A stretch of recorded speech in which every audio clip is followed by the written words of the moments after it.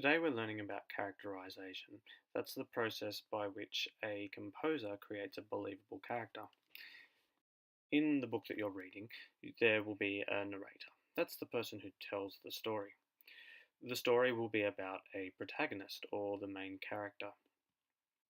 So the composer needs to create a believable protagonist, one that we can imagine, one that we can be interested in, one that we want to know more about, and one that we often care about.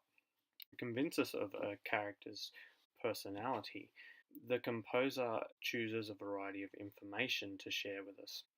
So if we're focusing on the protagonist here, first source of information is the protagonists themselves. We learn about the protagonist by what they say, which is represented in dialogue. Secondly, we learn about the protagonist by what they think, which is reported by the narrator.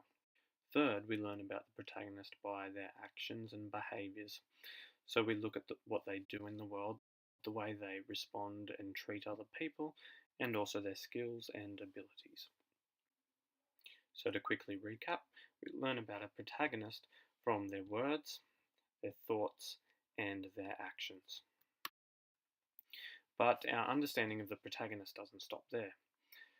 We also learn about the protagonist from other characters by what they tell each other about the protagonist, what they think about the protagonist. We also learn a lot from their reactions to the protagonist, which includes actions, but it also includes the way that they respond to what a protagonist says to them. Once again, to recap, we learn about a protagonist from other characters by what those other characters say, what they think, and their reactions to the protagonist. So, putting this all together, a composer creates a narrator. The narrator tells a story about a protagonist.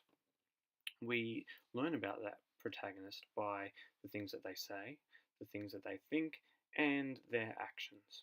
We also learn a great deal about the protagonist from the things that other characters say about them, what the other characters think about them, and those characters' reactions to the protagonist.